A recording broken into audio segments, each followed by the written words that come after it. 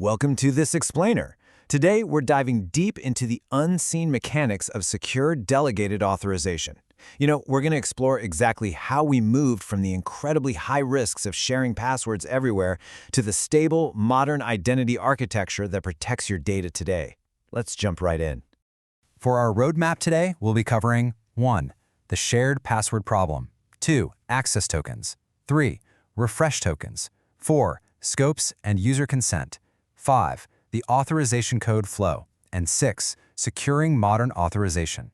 Starting things off with Section 1, the shared password problem. Historically, this was a seriously dangerous anti-pattern. Users were literally giving third-party apps their primary usernames and passwords. Talk about an all-or-nothing approach, right?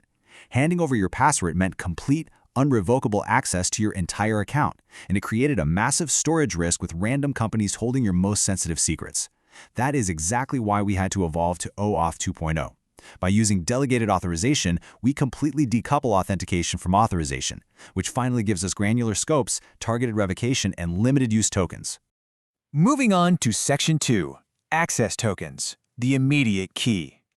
Okay, let's break this down. The access token is the fundamental unit of this secure exchange. It's a temporary bearer credential issued by an authorization server. Basically, it allows a client application to access protected resources without ever exposing your actual password. Instead of sending your login details with every single request, the client just sends this temporary token. It is literally the front line of your API security.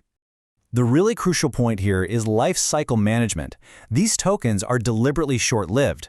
A standard window is just 15 to 60 minutes, though Microsoft sometimes pushes that to 60 to 90 minutes. Why so short? Well, these lifetimes act as a strict containment mechanism.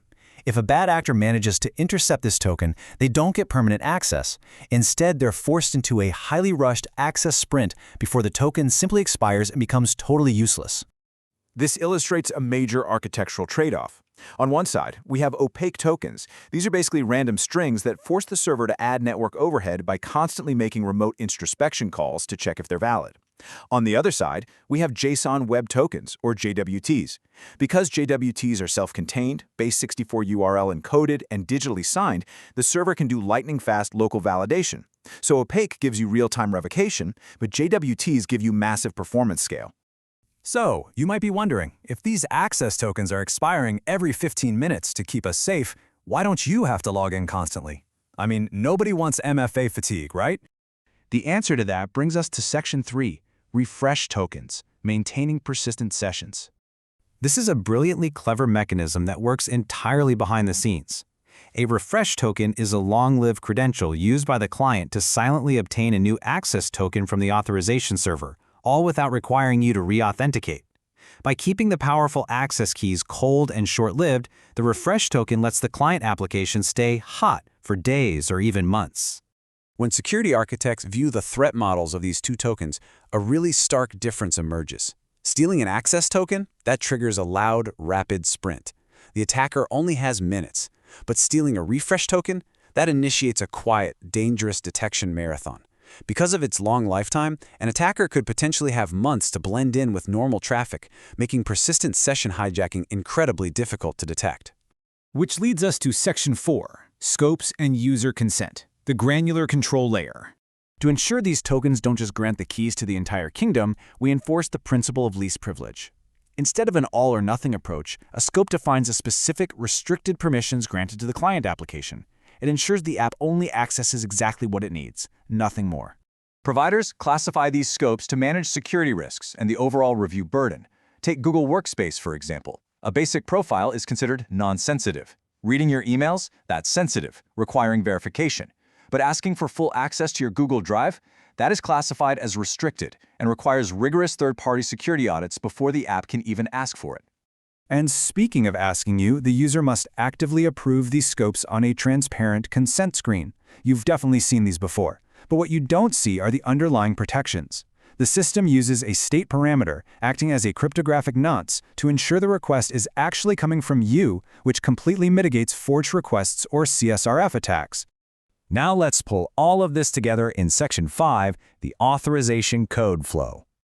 This flow right here is considered the 2026 gold standard of OAuth 2.1, Watch how these steps build a flawless sequence. First, the user initiates the flow, generating a PKCE challenge.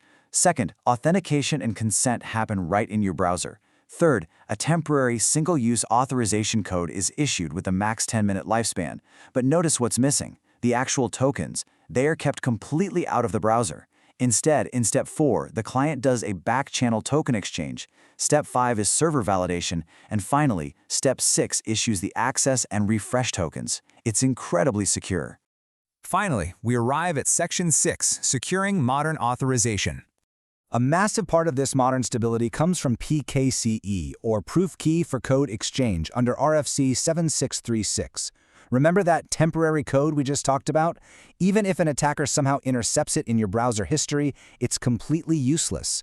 The flow is protected against code injection because the backend verifies a cryptographically hashed code_verifier that the attacker simply doesn't have. And to protect those long-lived refresh tokens, modern standards dictate strict rotation. But, network drops happen. So under RFC 9700, providers like Okta give rotated tokens a brilliantly precise 30-second grace period. Just 30 seconds. It's a clever window that prevents race conditions during unstable network swaps, but kills the token fast enough to lock out attackers. By adhering to RFC 9700 security best practices, like making PKCE mandatory for all clients, strictly rotating refresh tokens, doing nonce validation, minimizing single-page app exposure to 24-hour limits, strictly enforcing TLS, and using sender-constraint methods like DPoP or MTLS for high-risk targets, we completely resolved that initial shared password vulnerability. We built a resilient, contained identity fabric. I want to leave you with this final thought. Identity is the new perimeter.